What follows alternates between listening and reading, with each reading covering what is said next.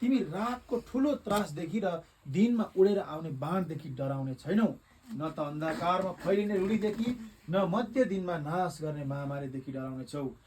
1000 जना तिम्रो नजिक लोट्लान् र तिम्रो दाहिने हाततर्फ 10,000 जना र तिम्रो नजिक त्यो आउने छैन, तर त्यो तिम्रो नजिक आउने छैन।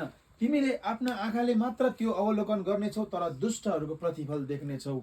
यदि तिमीले सर्वोच्च प्रभुलाई आफ्नो वासस्थान बनायो भने, परम प्रभुलाई जो मेरो शरणस्थान हुनुहुन्छ, तिम्रो कुनै अनिष्ट हुने छैन, तिम्रो घरको नजिक कुनै विपत्ति आउने छैन, किनकि उहाँले आफ्ना स्वर्गदूतहरूलाई तिम्रा सबै मार्गमा रक्षा गर्नलाई आज्ञा दिनुहुनेछ। तिनीहरूले तिमीलाई आफ्ना हातै थाम्नेछन्, नत्र त तिम्रो खुट्टा ढुङ्गामा ठोकिनेछन्। तिमी सिंह र गोमनलाई कुल्चनेछौ, जवान सिंह र सर्पलाई तिमीले पैताला मुनि लतार्नेछौ। परम प्रभु भन्नुहुन्छ, त्यसले मलाई प्रेम गरेको हुनाले म त्यसलाई छुटाउनेछु र त्यसले मेरो नाउँ ग्रहण गरेको छ, यसकारण म त्यसको रक्षा गर्नेछु। त्यसले मेरो पुकारा गर्नेछ र म त्यसलाई उत्तर दिनेछु। त्यसका दुःखको घडीमा म त्यससँग हुनेछु। म त्यसलाई छुटकारा दिनेछु र आदर गर्नेछु। लामो आयु दिएर म त्यसलाई सन्तुष्ट तुल्याउनेछु र त्यसलाई म उद्धारको दर्शन दिनेछु। परमेश्वरको यस वचन पढेसनेमा हामी सबैलाई आशिष दिनुभएको होस्। आउनुहोस् एउटा हामी प्रार्थना गर्नेछौँ। पहिला महान जीवित दयालु परमेश्वर पिता, तपाईँलाई धन्यवाद दिन्छौँ बुबा। आज यो सुन्दर समय तपाईँ परमेश्वरले आज हाम्रो लागि जुटाइदिनु भयो र विशेष गरी आज तपाईँको दास छोरी जो अहिले विदेशमा हुनुहुन्छ, अनि प्रभु साँच्ची नै उहाँको जन्मदिन अनि उहाँलाई जन्म दिने आमा अनि बुबाको साथमा रहेर बुबा आज हामी यसरी यो तपाईँलाई धन्यवादको सङ्गति हामी गरिराखेका छौँ बुबा। तपाईँ परमेश्वरसँग त्यो छोरीको निम्ति प्रार्थना गर्छु, जुन छोरीलाई तपाईँले यस संसारमा अनि यो आमा र बुवाद्वारा तपाईँले संसारमा ल्याउनु भयो। आज ऊ परदेशमा भए तापनि तपाईँ परमेश्वरले आफ्नो सुरक्षा र सहायतामा राख्नु भएको छ। हामी तपाईँलाई धन्यवाद दिन्छौँ र यस समय साँच्ची नै आजको दिनसम्म आफ्नो छोरीलाई तपाईँले सहायता गर्नुभएको छ, अगुवाई गर्नुभएको छ, सुरक्षा दिनुभएको छ।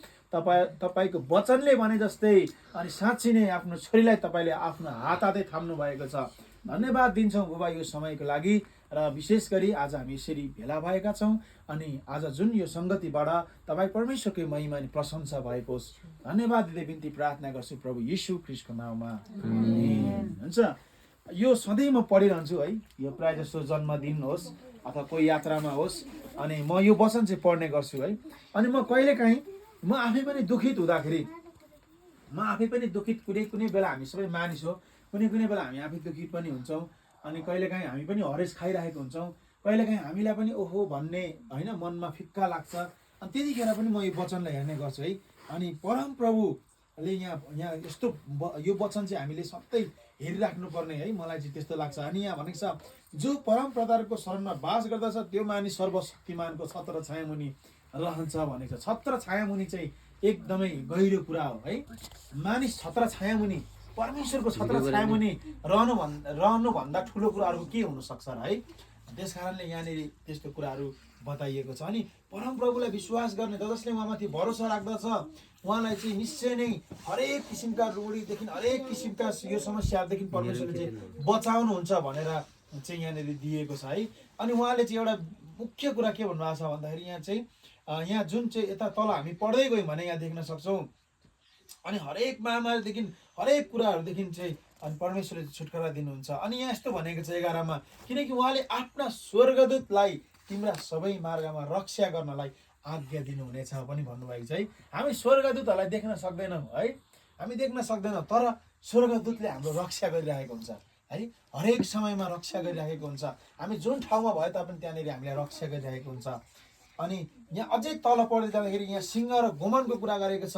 यो चाहिँ सिंह र गोमन चाहिँ बाइबलमा हेर्छौँ भनेदेखि चाहिँ दुष्ट होइन शैतानसँग जोडिएको छ है। अनि सिंहलाई पनि गर्जने सिंह चाहिँ खोजी हिँड्छ भनेर शैतानसँग तुलना गरिएको छ। अनि सर्प है, हब्बाको समयमा सर्पले चाहिँ हब्बालाई फसाएको शैतान चाहिँ आएर है। अनि त्यस कारणले सिंह र गोमन भनेको चाहिँ शैतान हो, शैतानलाई पनि कुल्चने छौ भनेको छ है। जवान सिंह र सर्पलाई तिमीहरूले पैताला मुनि कुल्चने छौ भनेको छ। जवान सिंह भनेको चाहिँ एकदम शक्तिशाली शैतानहरूलाई पनि हामी चाहिँ के गर्न सक्छौँ, कुल्चन सक्ने रहेछौँ भनेर यहाँ चाहिँ भनेको छ। तर यहाँ दुईटा कुरा भनेको छ है, त्यो कुरा चाहिँ हामी विश्वासीहरूको लागि महत्त्वपूर्ण छ। यो सबै कुरा हामी प्राप्त गर्न सक्छौँ, तर कसरी भन्दा चाहिँ जो परम प्रधानको शरणमा बास गर्दछ भनिएको छ है। अनि अर्कोमा हेर्छ भने त्यसले मलाई प्रेम गरेको हुनाले भनेको छ है। अनि त्यस कारणले हामीलाई यहाँ एउटा चुनौती के छ भने परमेश्वरलाई चाहिँ हामी उहाँको शरणमा चाहिँ बास गर्नुपर्ने रहेछ, उहाँलाई चाहिँ प्रेम गर्नुपर्ने रहेछ, तब मात्र यी कुराहरू चाहिँ हामीले प्राप्त गर्न सक्ने रहेछौँ भनेर चाहिँ यहाँ लेखिएको छ। तर जे होस् हामी परमेश्वरमाथि भरोसा राख्छौँ भनेदेखिलाई परमेश्वरले हामीलाई यी कुराहरूमा आशिष परमेश्वरले हामीलाई अवश्य पनि दिनुहुन्छ। र आज विशेष गरी सरू बहिनी अहिले विदेशमा हुनुहुन्छ है। अनि सरू बहिनी त्यहाँ विभिन्न समस्याहरूसँग जुझ्दै होइन, त्यहाँनिर विभिन्न किसिमका होइन त्यहाँका मानिसहरूसँग, अर्को देशको मानिसहरूसँग है त्यहाँनिर चाहिँ सङ्घर्ष गर्दै होइन आफ्नो जीवनको लागि अनि परिवारको जीवनको लागि अनि सबैको लागि उसले चाहिँ परिश्रम गरिराखेको छ है। अनि यहाँ घरमा रहनु हुनेहरूले पनि उहाँलाई चाहिँ याद गर्नुहुन्छ, सम्झाउनुहुन्छ होइन, उहाँलाई चाहिँ सरूको निम्ति प्रार्थनाहरू गरिराख्नुहुन्छ। अनि आज चाहिँ के भनेको छ भन्दाखेरि चाहिँ अब सरू बहिनीले उहाँनिर परमेश्वरलाई समय दिन होइन कामको कारणले ड्युटीको कारणले दिन सक्दैन होला, तर यहाँ परिवारबाट चाहिँ होइन बहिनीलाई चाहिँ प्रार्थना गर्ने कार्यहरू चाहिँ हामीले निरन्तर गरिराख्नुपर्छ। किनकि जवान सिंह जस्तै गोमन जस्तै चाहिँ शैतानले चाहिँ हामी विश्वासीहरूलाई चाहिँ के गर्छ, हाम्रो विश्वासबाट तान्नु खोज्छ, तर प्रार्थनाले हामीलाई छुटकारा गराउँछ है। प्रार्थनाले, साँचो प्रार्थनाले छुटकारा गराउँछ, ती कुराहरूबाट छुटकारा दिन्छ।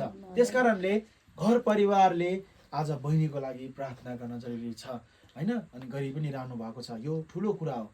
अनि प्रार्थनाले चाहिँ ती बन्धनहरूबाट छुटकारा दिन्छ। अनि अहिले अब सरू बहिनी त हुनुहुन्न है, तर पनि उहाँ विदेशमा हुनुहुन्छ। अनि उहाँले पनि यो कुराहरू बुझ्नुपर्छ कि उहाँले पनि परमेश्वरलाई चाहिँ के गर्नुपर्छ, प्रेम गर्नुपर्छ, उहाँको शरणमा चाहिँ बास गर्नुपर्छ। अनि तब परमेश्वरले चाहिँ ती सबै कुराहरूबाट छुटकारा र सहायताहरू दिनुहुनेछ।